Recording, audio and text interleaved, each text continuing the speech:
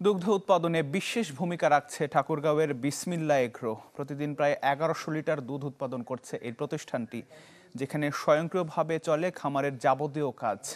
গরু বিক্রি করেও বাড়তি লাভ হয় বলে জানান সংশ্লিষ্টরা।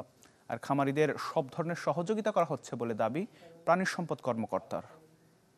ডিজাইন, এলিগেন্স, বিউটি, সেরা পণ্য সবার জন্য জেভিকো। মাত্র 10টি গরু নিয়ে 2017 সালে যাত্রা শুরু করে ঠাকুরগাঁওয়ের বিসমিল্লা এগ্রো। এখন গরু আছে 150টি। বর্তমানে 45টি গরু থেকে প্রতিদিন প্রায় 1100 লিটার দুধ উৎপাদন হয় এখানে। এর স্বত্বাধিকারী জানান, স্থানীয় চাহিদা মিটিয়ে বিভিন্ন দুগ্ধজাত পণ্য তৈরির প্রতিষ্ঠানে সরবরাহ করা হয় এসব দুধ। প্রতি লিটার বিক্রি হয় 55 থেকে 60 টাকা দরে।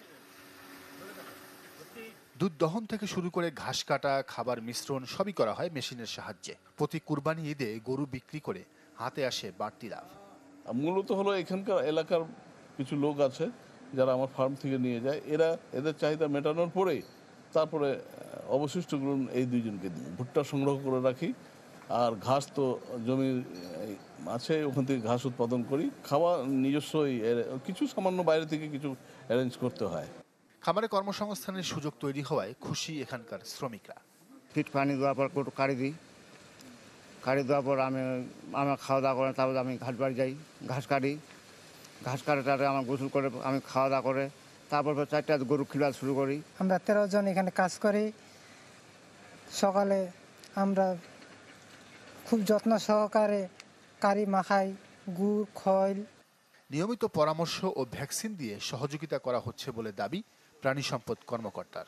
সমস্ত খামারিদেরকে আমরা তরকার ভ্যাকসিন দিয়ে, তারপরে পিপিআর টিকা, তারপরে ডাক প্লেগ, ডাক কলেরা, যেসব খামারিরা আছেন যাদের যা চাহিদা আমাকে বা আমার উপজেলা লাইভ স্টক অফিসারকে যদি তারা জানায়, আমরা সাথে সাথে সেগুলা চাহিদা আমরা ঢাকা থেকে আনাই, অতিরিক্ত চাহিদা, অতিরিক্ত ভ্যাকসিন আনাই, আমরা সেটা দেওয়ার চেষ্টা করি।